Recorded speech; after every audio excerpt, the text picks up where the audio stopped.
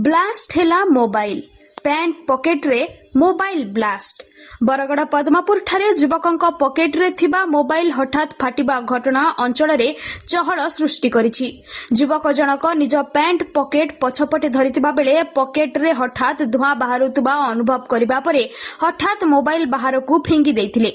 Mobile तापमात्रा एते जोर होइतिला जे युवक जनकर शरीरर किछि अंश पोड़ी जाइछि। युवक जनक तुरंत पद्मपुर हॉस्पिटल को जाई चिकित्सित होइतिबा बेले अल्पके बड़ धरणर दुर्घटनारू बर्ती जाइछंती। युवक जनक पद्मपुर भेउरिया रो 24 वर्षीय अमित साहू बोली सूचना रहिछि। ऑनलाइन रे एही मोबाइल टी से मगाइथिले।